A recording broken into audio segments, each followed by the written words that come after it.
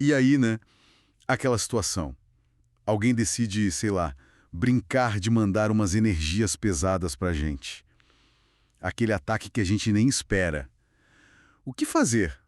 Tem algo mais do que acender uma vela e rezar? Uma atitude mais firme? Pois é, olha só, chegou pra gente um material que, cutuca exatamente essa ferida. O nome é Aprisionamento Astral, o mago carcereiro do invisível. E ele não só questiona essa defesa mais passiva, como propõe algo, assim, bem radical. Radical mesmo. Pelo que entendi, a proposta é que daria para ir além de só repelir, né? Seria possível mesmo capturar, subjugar, até meio que reprogramar o que foi enviado. Exato, seja lá o que for, um espírito mais denso, o que o texto chama de falangeiro, ou aquelas formas pensamento, as larvas energéticas. Até como o autor diz com uma certa ironia, né? As criações dos magos de YouTube. Isso, e a filosofia por trás disso que o texto apresenta é bem pragmática, quase sem emoção, sabe? Sugere que esse universo mais sutil não funciona bem por dogma ou por acreditar numa hierarquia X ou Y. Uhum. Funciona mais por leis de força, tipo contratos energéticos, domínio de símbolos e o que ele chama de engenharia psíquica. Engenharia psíquica, gostei do termo. Tá, mas vamos tentar visualizar isso. Como funcionaria na prática esse tal aprisionamento, segundo o texto? A lógica é bem direta, sim. Se algo consegue operar no nosso campo, no nosso espaço energético, é porque teve um acesso. Certo, faz sentido. Se teve acesso, tem uma vulnerabilidade ali. E onde tem vulnerabilidade, bom, pode haver domínio. Se a pessoa souber o que está fazendo, claro, tiver o conhecimento e a vontade. Entendi. E como seria essa chave para acessar e dominar? Aí entra o conceito do fio energético. O texto descreve como um rastro, quase um endereço psíquico mesmo, que a entidade invasora deixa quando interage com o alvo. Ah, como uma pegada digital, só que no astral. Exatamente. E para o mago que opera dessa forma, descrito no material, esse fio não é só o problema, é a solução, é a trilha para achar a origem, para controlar a entidade.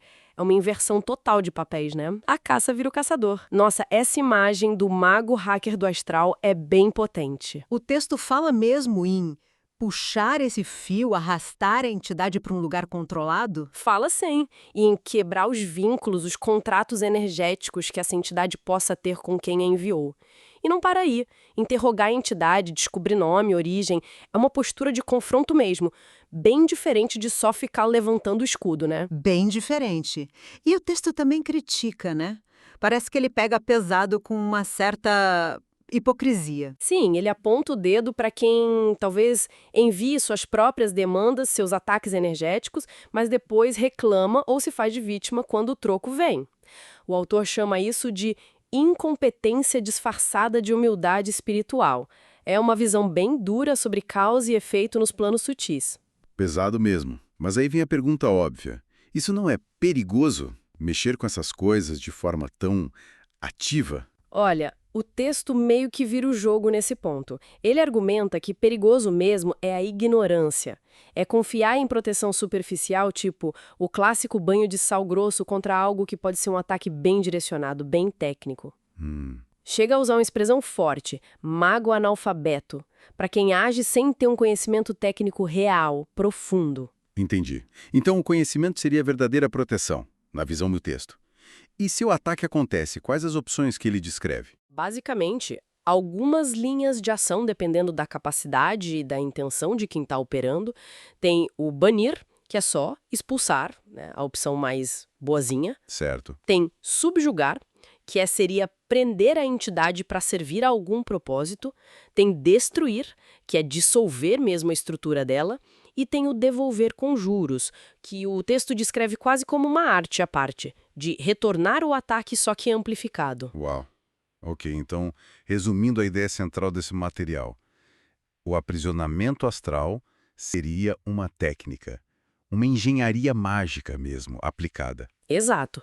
E que, segundo o autor, funciona por princípios energéticos, não depende se a gente acredita, se acha bonito, se acha ético ou não. É sobre ter soberania no próprio espaço. E ele desafia a gente a ir fundo, né? Totalmente. O recado é: Saia do básico, questione os dogmas, mas não com achismo. Com estudo sério, ele menciona grimórios, livros de prática mágica mesmo. Isso levanta uma questão séria sobre profundidade versus superficialidade no ocultismo hoje. No final das contas, então, a reflexão que fica é essa escolha.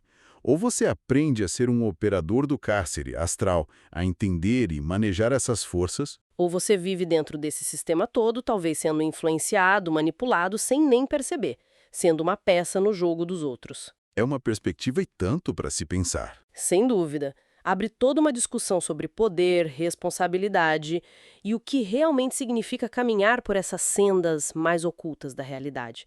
As implicações éticas e práticas são enormes.